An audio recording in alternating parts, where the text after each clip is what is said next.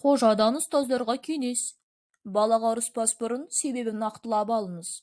Сонда оның қарсылас тараптар алдында жауапкершілік артады. Балаға сыйластық танытыңыз.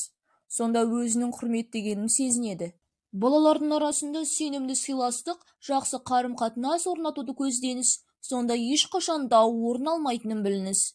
Түсініспеушілік кезде балаға қолдау көрсетіңіз. Сонда қандай жағдай болсын, бала барлығын сізбен бірге жеңеді. Қандай жағдай болсын, сабырлы болыңыз. Сонда бала алдында беделіңіз жоғарыда тұрады. Позитивті кері байланыс беріңіз. Бала жұмысты тапсырманы нәтижелі орындайды. Қандай жағдай болмасын, балаға жеке кеңес беріңіз.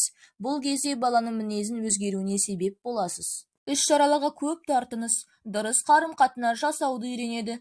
Медиациялық тренингтерге жиі қатыстырыңыз. Дұрыс шешім қабылдап үйренеді. Бала шамшырақ емес пе? Оны тек жаға білу керек.